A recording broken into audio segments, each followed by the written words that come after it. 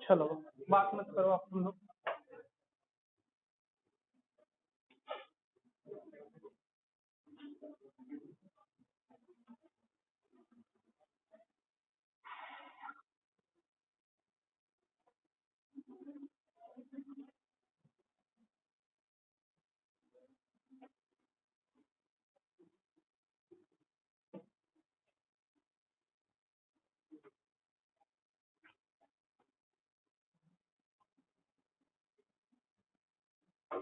तीनों एक्टिविटी बता दिया था ना।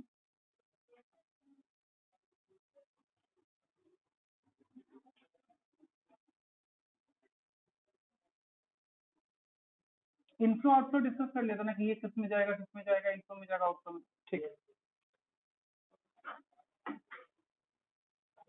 मैसेज कर देते बच्चों को।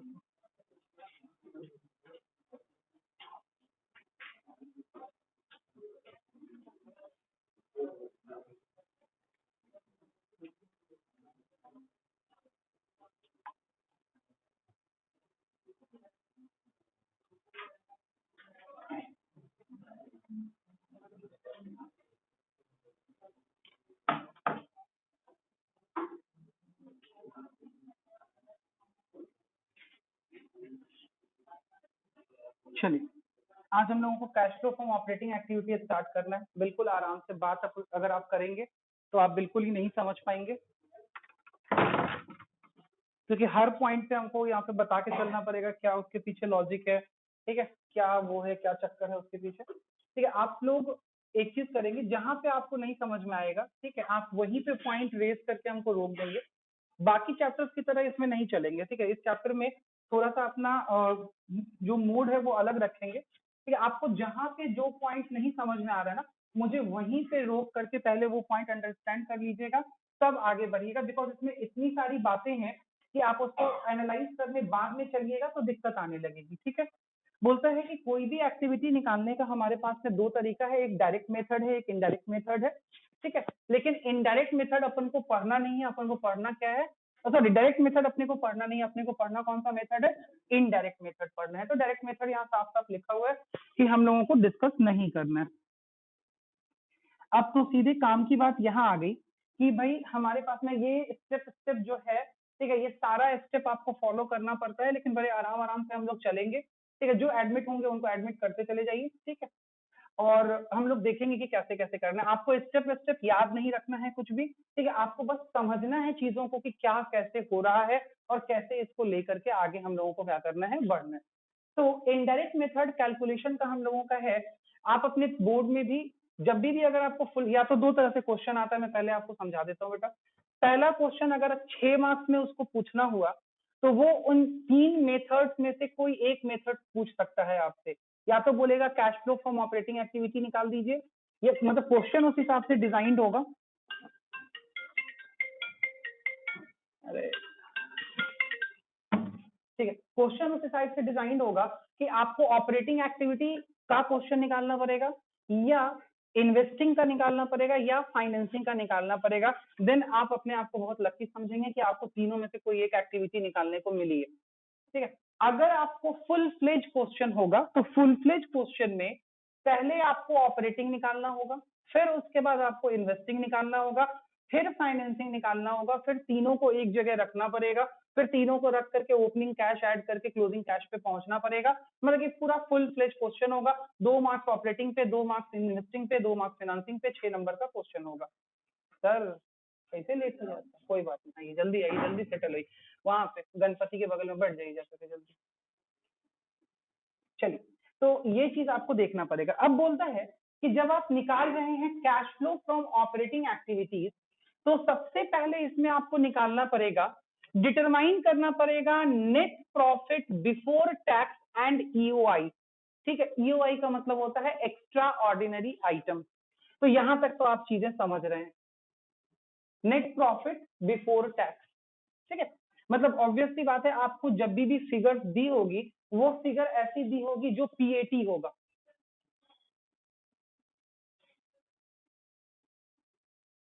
बहुत गुस्सा हमको आ जाता है कभी कभी। ठीक है, नेट प्रॉफिट बिफोर टैक्स। ठीक है। Net profit before tax, net profit, profit after tax उसको कर लो बाबू, साइलेंट कर लो, ठीक है। फोन को या तो साइलेंट कर लो या बहुत जरूरी है तो बात कर लो, सामने वाले का जान ना निकल जाएगा, ठीक है। चलो आगे।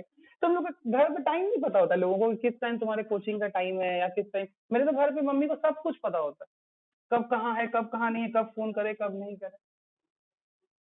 किसका फोन आ रहा है? अच्छा देख भी नहीं पाए तुम, ओ सॉरी।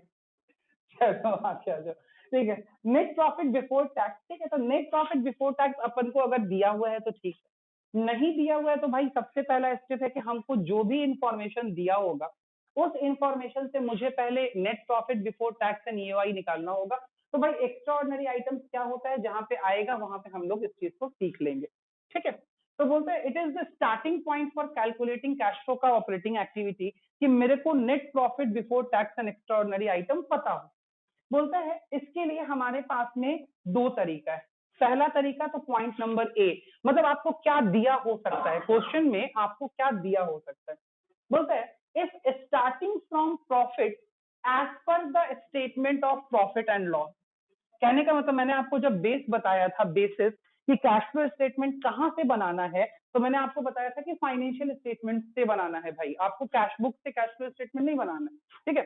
तो जब आपके पास में फाइनेंशियल स्टेटमेंट होगा तो सबसे पहली बात आपको क्या दिया हुआ सकता है, आपको प्रॉफिट पिक करना पड़ेगा कहां से, as per the statement of profit and loss, मतलब प्रॉफिट एंड लॉस का सबसे लास्ट एलिमेंट, ठीक है, जो प्रॉफिट आपको वहां दिया हुआ होगा। बोलते हैं statement of profit and loss क्या है, तो भाई वो एक स्टेटमेंट है जो बताता है कि भाई अपने को क्या हुआ, वो प्रिपेयर किया गया कंपनीज एक्ट के जो भी शेड्यूल वेड्यूल ब्ला ब्ला, इन सब चीजों से मतलब नहीं है अपने को। मतलब ये है कि भाई statement of profit and loss में हम लोगों को एक प्रॉफिट मिलेगा, जिस प्रॉफिट के अंदर operating expenses, non operating expenses, ठीक है, नॉन कैश एक्सपेंसेस, जितने तरह के एक्सपेंसेस होंगे, जो भी एप्रोप्रिएशन होंगे, सब कुछ उसके अंदर से क्या किया हुआ होगा, चार्ज किया होगा या अप्रोप्रिएट किया होगा, सब कुछ उसके अंदर से डिडक्ट किया हुआ होगा। ये बात समझ में आता है आपका। एक प्रॉफिट एंड लॉस का दिमाग में आपके खाता अगर घूमने लगेगा इसके साथ में, तो पॉइंट बहुत इजी हो जाएगा, ठीक है। प्रॉफिट एंड लॉस में से आप क्या करते हैं, सारे के सारे एक्सपेंसेस को चार्ज करते हैं, सब अप्रोप्रिएशन, प्रोविजन, रिजर्व, जहां भी ट्रांसफर होता है सारी चीजें वहां से माइनस होती है, और माइनस होने के बाद आपके पास में क्या आता है, माइनस होने के बाद आपके पास में लास्ट क्या आता है, नेट प्रॉफिट आता है ना भाई, ठीक है। तो यही बात बोल रहा है कि अगर आपको चलना पड़ेगा एसपीएल से, तो एसपीएल में आपको सारी चीजें उसके अंदर से क्या हो रखी होंगी, ऑलरेडी एप्रोप्रिएट हो रखी होंगी। आगे बोलता है हमारे पास में it will not have items of appropriation such as transfer to reserve, payment of dividend etcetera, since these are not debited to SPL, they will not be adjusted over here। तो बोलता है जो चीजें हमारे पास में एसपीएल में debit नहीं हुई होंगी वो चीजें यहां से एडजस्ट करने की जरूरत हमें नहीं पड़ेगी, ठीक है। लेकिन जो चीजें एडजस्टेड हैं उनको हमको देखना पड़ेगा और एडजस्ट करना पड़ेगा। तो सबसे पहला तो आपको ये देखना पड़ेगा कि प्रॉफिट की फिगर आप कहां से उठा रहे हैं। अगर प्रॉफिट की फिगर आप statement of profit and loss से उठा रहे हैं, तो आइए हम लोगों को सबसे पहले क्या चीजें देखनी पड़ेंगी। देखिए बोलता है net profit before tax and extra ordinary item निकालने के लिए हमें क्या करना पड़ेगा। तो सबसे पहले जो एलिमेंट हमारे पास में होगा, ध्यान से देखिएगा, profit after tax as per statement of profit and loss. ये आपको कहां मिलेगा, ये आपको मिलेगा क्वेश्चन के अंदर, प्रिंट करके मिलेगा, जी हाँ आपको प्रिंट करके मिलेगा कि भाई प्रॉफिट एंड लॉस स्टेटमेंट के हिसाब से दिया होगा प्रॉफिट आफ्टर टैक्स। क्लियर है, प्रॉफिट आफ्टर टैक्स, जो लास्ट प्रॉफिट आया होगा उसमें से इनकम टैक्स या जो भी चीजें होंगी वो माइनस कर कर आके आपके पास में एसपीएल में प्रॉफिट आफ्टर टैक्स बचा हुआ होगा, वो प्रॉफिट आप वहां से उठाएंगे, ठीक है। उस प्रॉफिट को उठाने के बाद कुछ आइटम्स उसमें से आपको क्या बोल रहा है, एडजस्ट करने के लिए। क्लियर है, अब इसमें क्या आइटम्स बोलता है provision for income tax made during the year, ठीक है, extraordinary expenses as debited, ये वो दिस दैट ब्ला ब्ला, ठीक है, और लेस करने के लिए कुछ आइटम्स बोलता है, और उसके बाद आपको बोलता है कि भाई आप एक फिगर पे पहुंच जाएंगे जो फिगर होगी net profit before tax and extra ordinary item, ठीक है। अभी मैंने ना इसकी चर्चा करी आपके साथ में, मैं इसकी चर्चा, मैं पहले आपको फ्लो समझा देता हूँ, ठीक है। ये पहली बात हो गई, क्यों इसको ऐड किया, क्यों इसको लिस्ट किया, क्या करना है, इसमें कौन से आइटम्स आएंगे, इसमें कौन से आइटम्स आएंगे, हम करेंगे, उन सब की बातें करेंगे, ठीक है। और आपको net profit before tax and extraordinary item मिल जाएगा। एक तो ये तरीका हो गया। दूसरा तरीका बोलता है, एक और तरीका हो सकता है भाई, जब आपको statement of profit and loss से प्रॉफिट का बैलेंस ना मिले बल्कि कहीं और से मिले, ठीक है।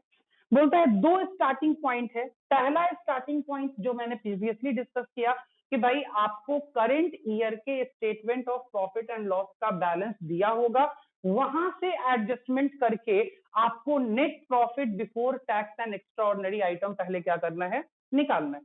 दूसरा तरीका सेकंड, निकालना यहां भी वही चीज है, ठीक है। किस चीज से पहुंचना है, net profit before tax and extraordinary item यहां भी पहुंचना है, बट क्वेश्चन में छप के कोई दूसरी चीज आएगी।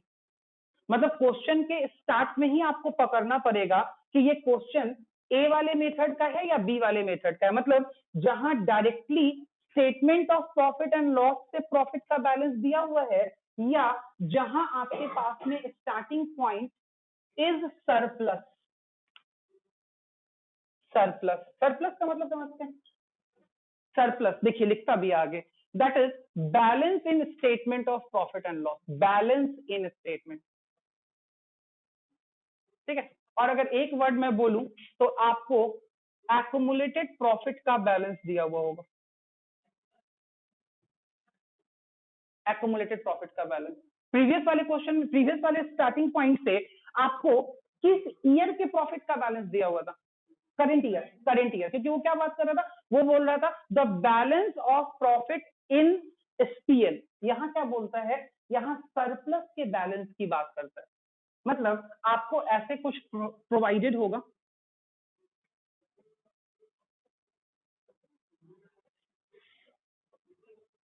ये एक्सट्रैक्ट ऑफ बैलेंस शीट है, यहां पे आपको रिजर्व एंड सरप्लस प्रोवाइडेड होगा, and from this you have to derive कि करंट ईयर का क्या है। समझ में आ रहा है क्या है करंट ईयर का।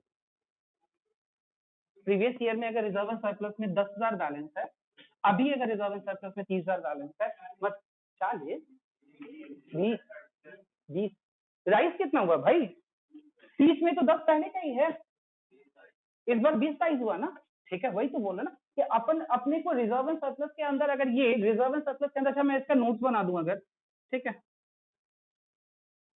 नोट्स बना के मैं आपको ये दे दूं,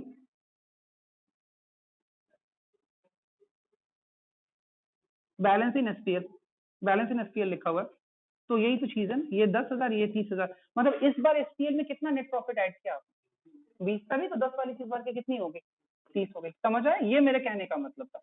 तो एक ये पॉइंट है जहां से आप करंट ईयर का पिकअप कर रहे हैं बैलेंस को, ठीक है। कैसे पिकअप कर रहे हैं, आप 2 ईयर के डिफरेंसेस पे करंट ईयर का बैलेंस क्या कर रहे हैं, पिकअप कर रहे हैं। और यही चीज फर्स्ट वाले केस में डायरेक्टली आपको क्या दी होती, दी होती, ठीक है, निकाल के दी होती, तो वहां बैलेंस इन एसपीएल नहीं बोलता है, वहां बोलता है profit as per statement of profit and loss account.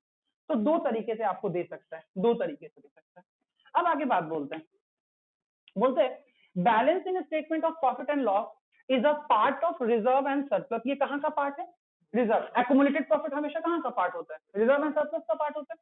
तो बोलते हैं reserve and surplus and is accumulated profit from which appropriation towards reserve and dividends are made. Obviously बात है। और आप पास्ट प्रॉफिट या एक्युमुलेटेड प्रॉफिट से क्या करते हैं, रिजर्व डिविडेंड सब कुछ क्या करते हैं, पे करते हैं। Transfer to reserve and payment of dividend is an appropriation of profit. सबको पता है, अगर प्रॉफिट होगा तो रिजर्व में ट्रांसफर होगा, अगर प्रॉफिट होगा तो डिविडेंड पे किया जाएगा, अगर नहीं होगा तो क्या किया जा सकता है, नहीं किया जा सकता है, ठीक है। Therefore, these are shown as deductions from the surplus, that is balance in statement of profit and loss. Net profit before tax and extraordinary item in this case is calculated. आइए उस वाले को चर्चा करने से पहले इस वाले को चर्चा करना ज्यादा जरूरी है। ये समझ में आ जाएगा ना तो वो समझ में आ जाएगा, पहला वाला केस समझ में आ जाएगा, बड़े ध्यान से समझिएगा।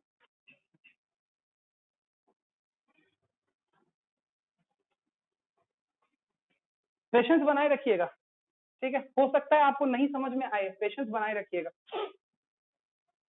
बोलते हैं difference between closing balance and opening balance of surplus, that is balance in a statement of profit and loss account under reserve and surplus। तो ये कौन सा बैलेंस है? ये बोलता है कि हमारे पास में डिफरेंट ईयर्स के जो बैलेंसेस हैं, जैसे मैंने अभी आपको दिखाया कि प्रीवियस ईयर का बैलेंस और करंट ईयर का बैलेंस, बोला कि इन दोनों बैलेंसेस का जो डिफरेंस होगा, या फॉर एग्जांपल मान लो तो करंट ईयर का प्रॉफिट कितना 20,000, ठीक है, क्योंकि प्रीवियस ईयर तो आपके पास एक्यूमुलेशन था ही नहीं, तो जो भी एक्यूमुलेशन यहाँ पे हैं वो किस साल के हैं? करंट ईयर के हैं। बात समझ में आ रहा है यहाँ पर? ठीक, बोलो।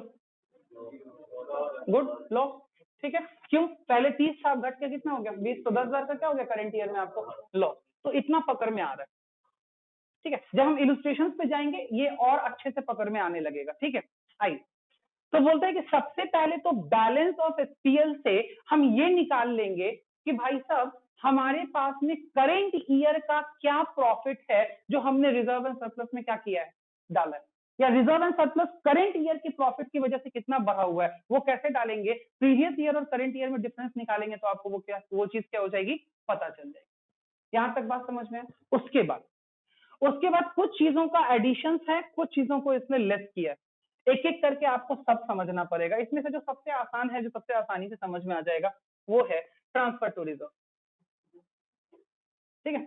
जो भी आपने रिजर्व में पैसा ट्रांसफर किया होगा उससे आपका करंट ईयर का प्रॉफिट क्या हुआ होगा, कम हुआ होगा, ठीक है।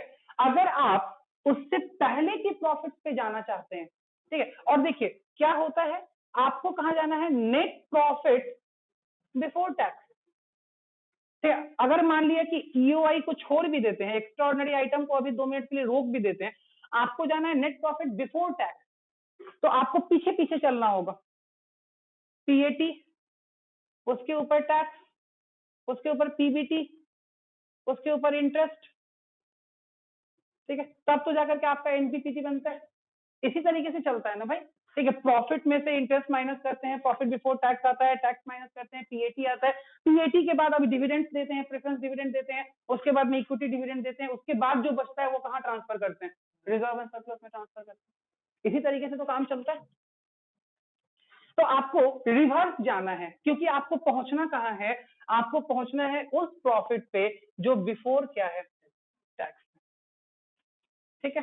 तो देखिए भाई, आपके पास में एसपीएल में जो प्रॉफिट का रिटेन्ड बैलेंस है, ठीक है, वो रिटेन्ड बैलेंस आपने करंट ईयर का निकाला। अब बोलता है कि करंट ईयर में आपने क्या क्या चीजें की थी, एक एक करके उनको देखिए। सबसे पहले बोलता है dividend paid during the year. अगर आपने फाइनल डिविडेंड या प्रपोज डिविडेंड पे किया है इस साल के अंदर, ठीक है, हम लोग इस पे बात करते हैं। Interim dividend paid during the year, ये सब कहां से लेस हुआ होगा, ये सब प्रॉफिट से ही तो लेस हो रहा होगा ना, ठीक है। लेस होकर के जो प्रॉफिट बची है वो कहां पड़ी हुई होगी, सरप्लस के अंदर, सरप्लस के अंदर, ठीक है। ट्रांसफर टू रिजर्व, मान लो कि मेरे पास में टैक्स वैक्स देने के बाद में प्रॉफिट बचा 20,000, जो कि मैंने रिजर्व एंड सरप्लस में डाल दिया। अब मैं बोलता हूं कि मैं 50,000 इसमें से डिविडेंड दे चुका हूं, तो मेरी प्रॉफिट ऑलरेडी रही कितनी होगी, 70,000। इसमें से मैंने 10,000 जनरल रिजर्व में ट्रांसफर किया था, मेरी प्रॉफिट रही कितनी होगी, बैक कैलकुलेशन समझ में आ रहा है। इसमें से मैंने प्रपोज डिविडेंड पे किया था 10,000, मेरी प्रॉफिट रही कितनी होगी, 90,000। इसमें से मैंने प्रोविजन फॉर टैक्स, मुझे लगता था मैंने 5,000 का बना दिया था, मेरी प्रॉफिट रही कितनी होगी, यही कर रहे हैं हम यहाँ, सारी चीजों को हम क्या किए जा रहे हैं, ऐड बैक किए जा रहे हैं। बोलिए कुछ समझ में आ रहा है? क्यों, हमें पहुंचना कहाँ है, हमें पहुंचना है उस प्रॉफिट पे जो मेरे पास कहाँ था, बिफोर टैक्स, ठीक है। और सबसे पहली चीज प्रॉफिट में से क्या माइनस होती है, सबसे पहली चीज प्रॉफिट में से क्या माइनस होती है, टैक्स। टैक्स मतलब प्रॉफिट फाइनल डिराइव होने के बाद ये सारी चीजें टैक्स माइनस होने के बाद सामने वाले को क्या करना पड़ता है, लेना देना पड़ता है। सरकार सबसे पहले क्या खींच लेती है, टैक्स। सरकार थोड़ी बोलेगी 50,000 रुपए पर टैक्स दो, सरकार तो बोलेगी तुम्हारा ये प्रॉफिट था एक्चुअली, उसके बाद जो एप्रोप्रिएशन करना है करो, जो डिविडेंड बांटना है बांटो, मुझे तो टैक्स किस पे दे दो, 95 पे ना। ठीक है, क्योंकि सरकार हमेशा क्या चाहिए कि मैक्सिमम रेवेन्यू जनरेट हो।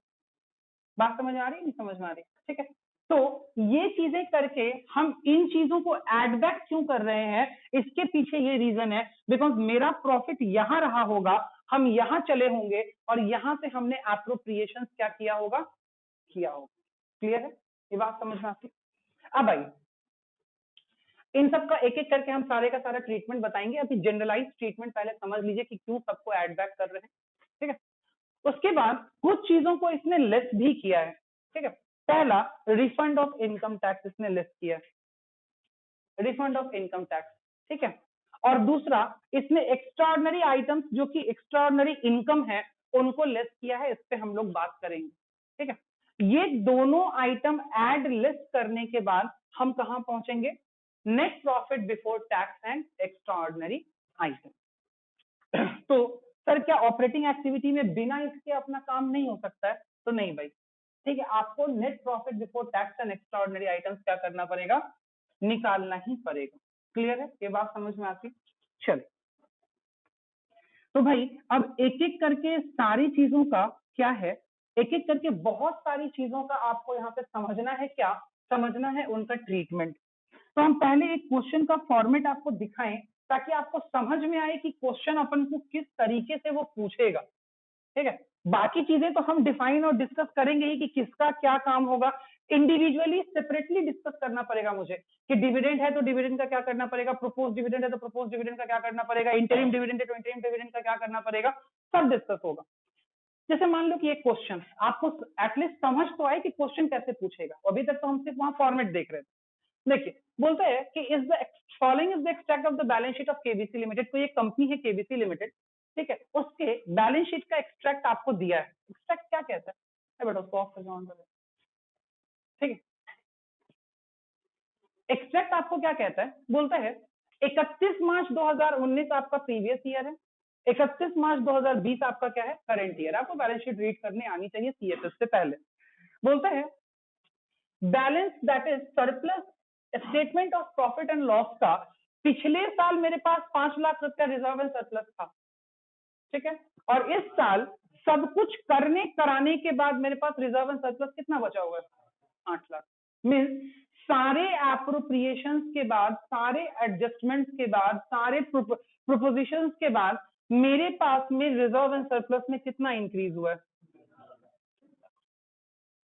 ठीक है, तो बोलता है बाकी और जो इंफॉर्मेशन है, prepare the note to show net profit before tax and extraordinary item. मतलब ऑपरेटिंग एक्टिविटीज में सबसे पहला काम क्या है, आपको net profit before tax and extraordinary item निकालने आना चाहिए गिवन इंफॉर्मेशन के साथ।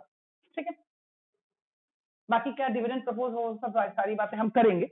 इसका कैलकुलेशन तो सबसे पहले बोला कि भाई सबसे पहले तो ये डिराइव करो कि तुमने करंट ईयर में सरप्लस में कितना ट्रांसफर किया। तो पहले सरप्लस में कितना था, 5, अब सरप्लस का बैलेंस बढ़ के 8, आपने करंट ईयर में कितना ट्रांसफर किया, 3। यहां तक बात समझ में? ये पहला स्टेप है। और ये कौन सा मेथड है, ये वो मेथड है जिसमें आपको रिजर्व एंड सरप्लस का ओपनिंग और क्लोजिंग बैलेंस क्या रहता है, दिया रहता है। यहां से आपने ट्रांसफर अमाउंट निकाला कि आपने ट्रांसफर किया, नहीं लिया बेटा उसको बंद करके फिर 2 मिनट रुक जाओ। ठीक, अब आइए आगे देखते हैं। तो यहां तक हमने निकाला कि करंट ईयर में सारे एप्रोप्रिएशंस के बाद हमने अपना एक्युमुलेटेड प्रॉफिट कितना रखा है, 3 लाख रखा है। यहां तक समझने में कोई कठिनाई? बाकी और क्वेश्चंस में कुछ और लिखा हुआ है कि डिविडेंड पेबल है अपने पास में 30,000 रुपए का, और बाकी क्या लिखता है, तो बोलता है dividend proposed for the year ended 31 March 19 and 20 were 3 lakh and 3,50,000 respectively. तो मतलब हम लोगों को डिविडेंड प्रपोज और इन सब चीजों के बारे में जब तक हम लोग इंडिविजुअली चीजें नहीं जानेंगे, हम आगे की चीजें नहीं कर पाएंगे। हम आपको आगे की चीजें बता भी नहीं रहे थे, अभी हम सिर्फ दिखा रहे थे कि क्वेश्चन आपसे किस तरीके से क्या कर सकता है, स्टार्ट पूछता है। ठीक है, आपसे इस तरीके से वो क्वेश्चन पूछेगा और फिर नीचे एडजस्टमेंट देगा और आपको एडजस्टमेंट क्या करना पड़ेगा, करना पड़ेगा। ठीक है, आई तो अब हमें एक एक करके सारी चीजों का, कहीं और इसी चल रहा है क्या बगल वाले रूम में?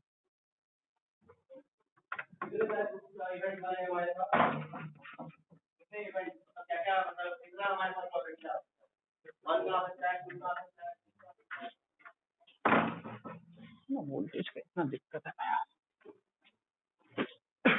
हाँ, तो ये तो एक फॉर्मेट हुआ कि जिस तरीके से हम लोगों को काम करना है। मतलब सबसे पहला काम क्या कि अगर आपको ऑपरेटिंग एक्टिविटीज निकालनी है तो cash flow from operating activity, तो आपको सबसे पहला काम जाना पड़ेगा net profit before tax and extra ordinary item निकालने के लिए। और उसका आपको कितना तरीका है आपके पास में? दो तरीका। मतलब according to the question given there are two method. पहला, जब आपको सरप्लस के डिफरेंट ईयर्स का बैलेंस दिया हो तो कैसे चलेंगे, और जब आपको डायरेक्टली इसी साल के प्रॉफिट का बैलेंस दिया हो तो कैसे चलेंगे। वैसा क्वेश्चन भी आएगा जब आपको सिर्फ इसी साल के प्रॉफिट का बैलेंस दिया होगा। ये मेथड 2 है या मेथड 1 है? मेथड 2 का क्वेश्चन, ठीक है, मेथड 2 के हिसाब से, क्योंकि आपको सरप्लस का दो अलग अलग बैलेंस यहाँ पे क्या दिया हुआ है, दिया। तो अब हम लोग एक एक करके बाकी चीजों को देखते हैं। ये तो मेरे को आपको ये दिखाना था कि कैसे इस चीज को ट्रीट करेंगे।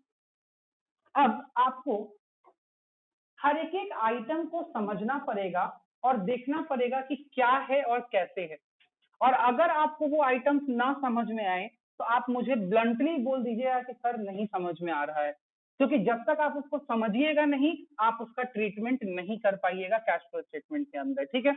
और सर क्या हम इससे बच जाएंगे? तो भैया साहब आप इससे किसी हाल में नहीं बचेंगे। आपको या तो प्रपोज डिविडेंड, या तो इंटरिम डिविडेंड, या तो फाइनल डिविडेंड पूछता ही पूछता है क्वेश्चन के अंदर, ठीक है। आइए,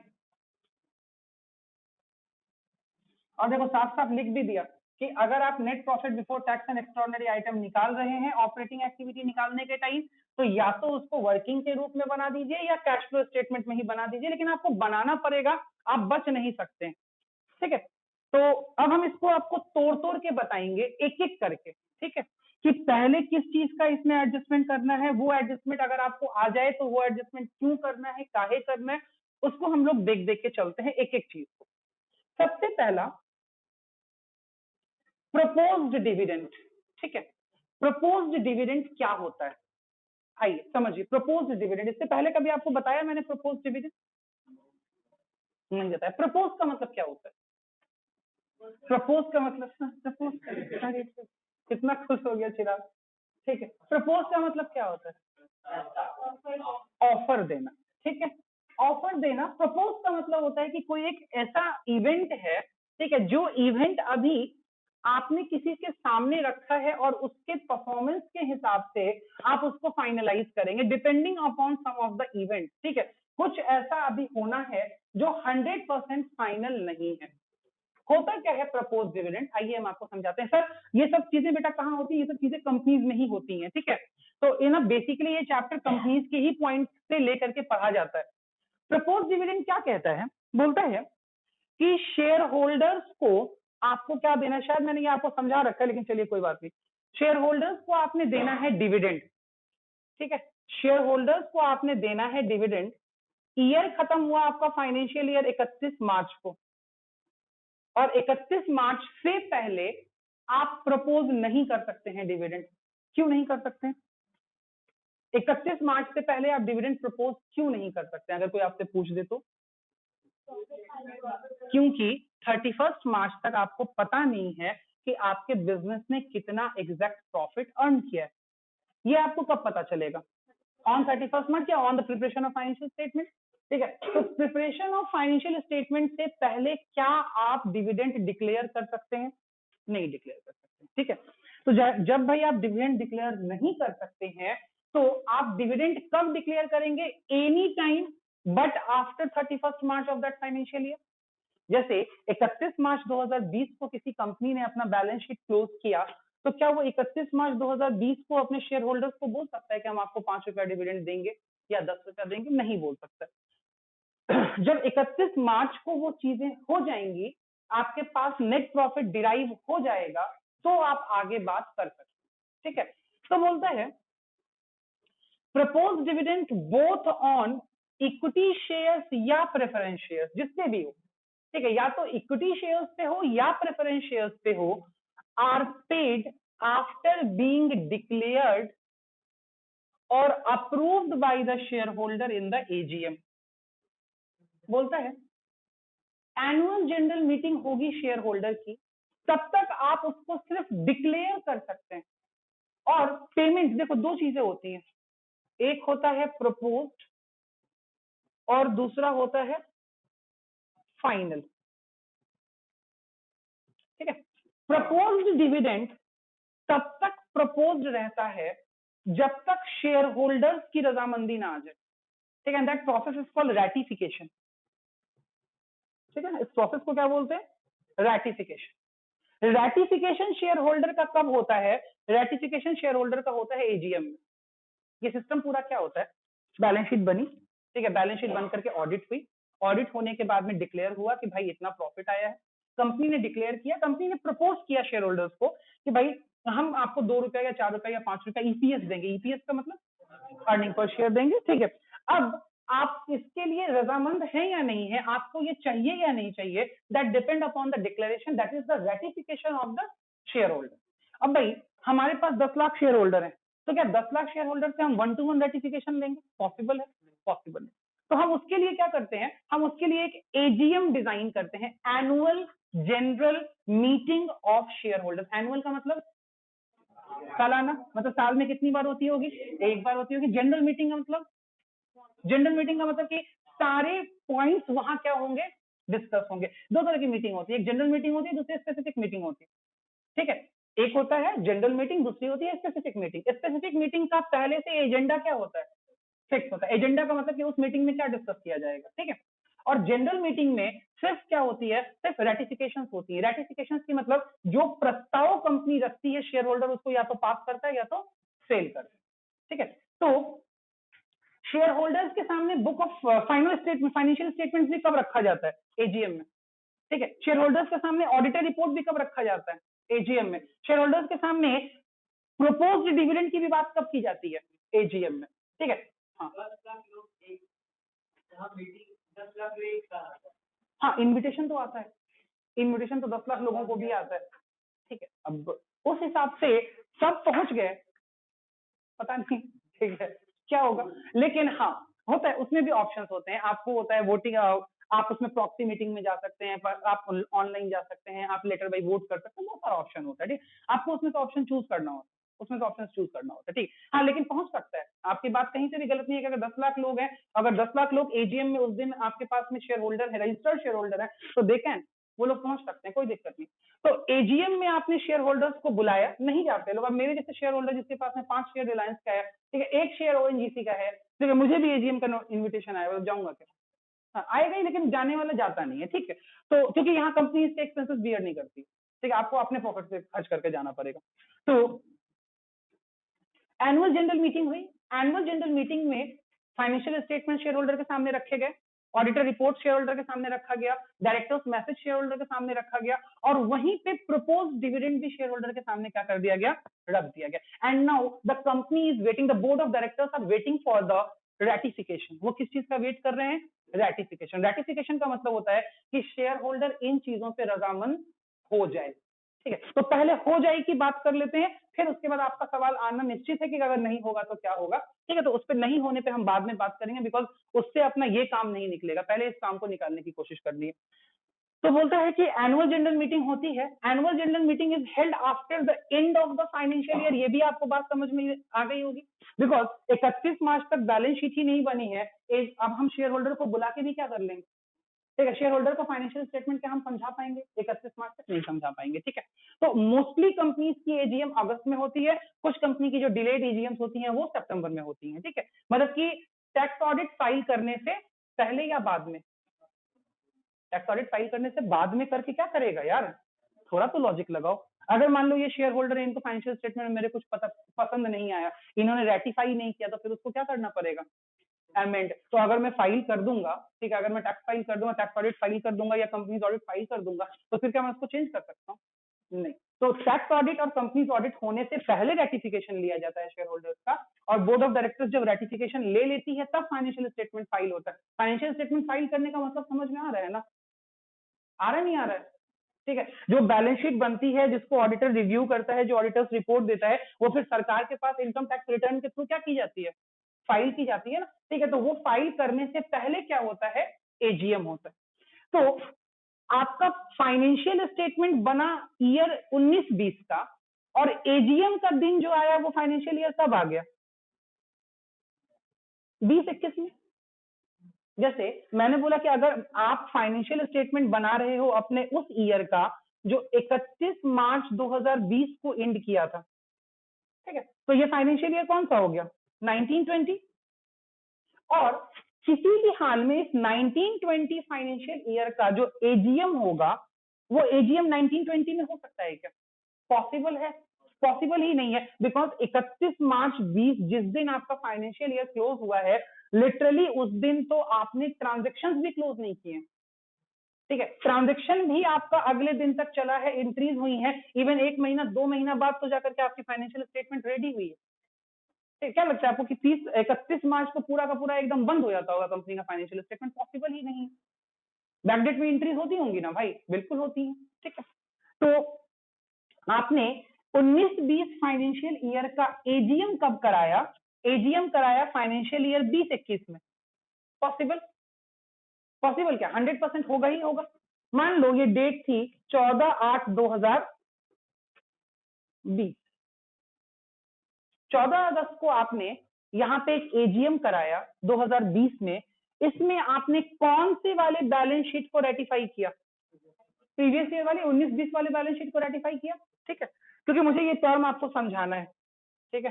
contingencies and events occurring after the balance sheet date, ठीक है, इसीलिए हम इतना बात कर रहे हैं। तो एजीएम हेल्ड हुआ, बैलेंस शीट रेटिफाई हो रही हैं पिछले साल वाली, ठीक है, तो बोलता है there is a mere possibilities that share holder will not ratify something. ऐसा हो सकता है कि शेयर होल्डर किसी बात पे कंपनी के साथ में रजामंद ना हो, ठीक है, there should be a chances of conflict, या कुछ बातें ऐसी हो सकती हैं जो बुक्स ऑफ अकाउंट्स में बैलेंस शीट डेट के बाद डालनी पड़े, ठीक है, बैलेंस शीट डेट तक उन पर रजामंदी या उन पे you can say mutual consent ना आया हो। किसका? शेयर होल्डर्स का, बिकॉज शेयर होल्डर्स को वो प्रेजेंट ही नहीं किया जा सका on the date of closure of financial year. और ऐसी चीजें कहां आती हैं?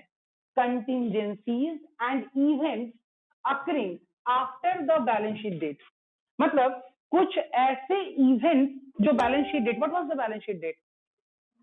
31 मार्च 2020 अपने एग्जाम्पल में, ठीक है, देयर आर चांसेस कि कुछ चीजें हमारी 31 मार्च 2020 के बाद भी उसी प्रीवियस ईयर की लेकिन दूसरे फाइनेंशियल ईयर में अकर हो रही हो, ठीक है, जैसे एजीएम हो रहा है, ठीक है, तो एजीएम तो कोई फाइनेंशियल इवेंट नहीं है, लेकिन अगर यहाँ पे कुछ रेटिफिकेशंस हो जाए, कुछ फाइनेंशियल ट्रांजेक्शंस हो जाए, तो वो एक्चुअली बिलोंग किस फाइनेंशियल ईयर से कर रहे थे? 19-20 से, लेकिन वो परफॉर्म कहां हुए? 20-21 में, ठीक है। और ऐसी ही एक चीज थी डिक्लेयर्ड या प्रपोज्ड डिविडेंड, ठीक है, जो कि पिछले साल के प्रॉफिट का हिस्सा था, लेकिन डिक्लेयर कब हुआ? इस साल, ठीक है, और रेटिफाई कब होगा शेयर होल्डर्स के द्वारा? इस साल। मतलब जो आपकी बैलेंस शीट का डेट चल रहा है उस डेट के विदिन या उसके बाद? उसके बाद, लेकिन वो पर्टेन किस साल का है? प्रीवियस, ठीक है, वो मामला किस साल का है? पिछले साल का, लेकिन उसको डील किस साल किया जा रहा है? After the balance sheet date. That's why AS has been devised, मतलब एक एएस को बनाया गया, अकाउंटिंग स्टैंडर्ड बनाया गया वैसे इंट्रीज के लिए, वैसे ट्रांजेक्शंस के लिए दैट आर कंटिजेंसीज। जो कंटिजेंसीज है, व्हाट आर द कंटिजेंसीज? क्या होता है कंटिजेंसीज का डेफिनेशन? दैट में अराइज और मे नॉट अराइज, ठीक है, ऐसी कुछ कंटिजेंसीज और इवेंट जो अकर होते हैं after balance sheet date, and propose dividend is one of them, ठीक है, प्रपोज डिविडेंड उनमें से एक है, क्योंकि प्रपोज है ना, फाइनल तो हुआ नहीं, ठीक है, फाइनल अगर हो जाता तो हम बोलते कि कंपनी की सर्टेन लायबिलिटी हो गई, अभी तो प्रपोज है। प्रपोज है तो किस कंटिजेंट इवेंट पे बेस्ड है? अगर ये प्रपोज है तो what is the basis of contingency over here? Ratification of share holders, good, ठीक है, अगर शेयर होल्डर्स रेटिफाई कर देगा तो ये प्रपोज डिविडेंड क्या हो जाएगा? आ जाएगा बुक्स में, ठीक है। तब ये क्या हो जाएगी अपनी बैलेंस शीट डेट, तब इस करंट फाइनेंशियल ईयर की वो क्या हो जाएगी, लायबिलिटी हो जाएगी और उसको पे करेंगे। बात समझ में आ रहा है, नहीं समझ में आ रहा है, ठीक है। अगर शेयर होल्डर बोलता है कि नहीं हमको ईपीएस 4 रुपया नहीं चाहिए, तो ये कंटिजेंसी रह जाएगी ना, प्रपोज भी रह गया, फाइनल बना क्या, नहीं बना। तो जब फाइनली नहीं बना तो क्या पिछले साल के डिविडेंड को इस साल में पे करने की नौबत आएगी क्या, नहीं। लेकिन अगर ये कंटिजेंसी रेटिफाई हो जाए, ठीक है, तो 31 मार्च 2020 का जो डिविडेंड था वो किस साल पे किया जाएगा, इस साल पे किया जाएगा। बात समझ में आया यहाँ पे, कोई दिक्कत इसको समझने में। तो बोलता है that is the contingencies and the events occurring after the balance sheet date का जो एएस है प्रिस्क्राइब दैट, ये प्रिस्क्राइब करता है, बताता है दैट, हम कुछ नहीं बोल रहे हैं, जो बोल रहा है कौन बोल रहा है, एएस बोल रहा है, या तो एएस3 बोल रहा है, या एएस4 बोल रहा है, एएस16 बोल रहा है, एएस10 बोल रहा है, जो भी बोल रहा है एएस बोल रहा है। हम, मेरा काम बस क्या है, एएस को आपके दिमाग में बिठा देना, इस चैप्टर में हम इससे ज्यादा कुछ नहीं कर रहे हैं, ठीक है।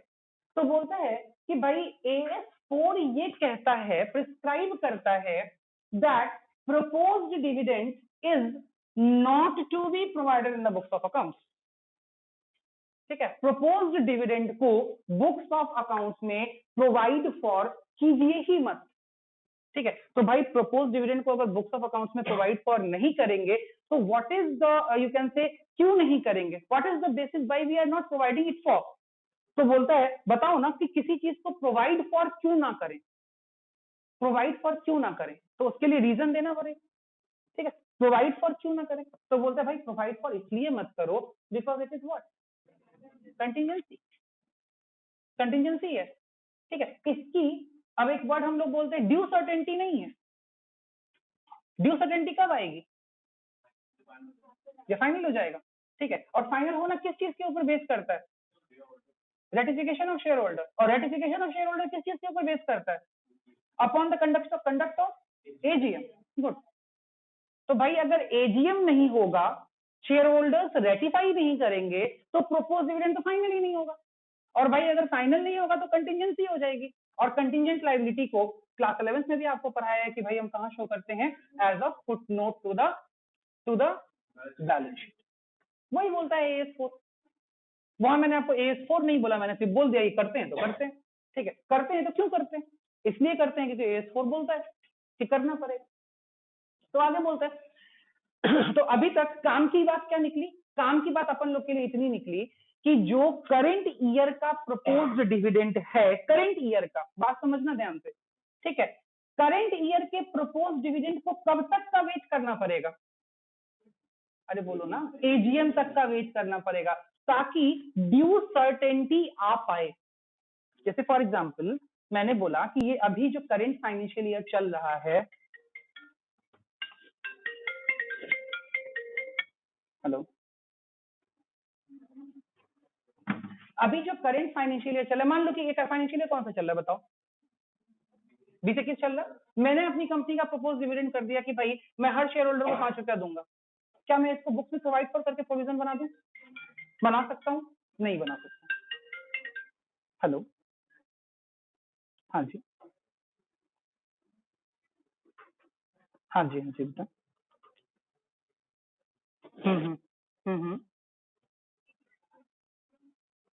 बाबू आप थोड़ी देर में आइए ना, आधे घंटे में आ सकते हैं तो आइए। हाँ ठीक है, ठीक है, हाँ 5 बजे तक आप आ जाइए, कोई दिक्कत, बिल्कुल बिल्कुल, ठीक, ठीक है। तो अगर मैंने अभी अपनी बुक्स में प्रपोज कर दिया डिविडेंड, मैंने अगर मान लो शेयर होल्डर्स को नोटिस डाल के ये प्रपोज कर दिया कि शेयर होल्डर्स हम आपको 4 रुपया डीपीएस देंगे, डिविडेंड पर शेयर या ईपीएस देंगे, ठीक है। तो क्या उसके लिए हम प्रोविजन बना लें, प्रोविजन बना लें, नहीं, प्रोविजन हम कब तक नहीं बना पाएंगे, ठीक है, जब तक रेटिफिकेशन नहीं होगा। रेटिफिकेशन कब होगा, एजीएम में। तो हम कर क्या सकते हैं, हम एटलीस्ट इतना कर सकते हैं कि जो मेरे करेंट ईयर का फाइनेंशियल ईयर एंड करेगा उस दिन जो हम बैलेंस, उसके नोट्स में क्या लिख देंगे, उसके नोट्स में क्या लिख देंगे, मीटिंग आउट हो गया। Hello hello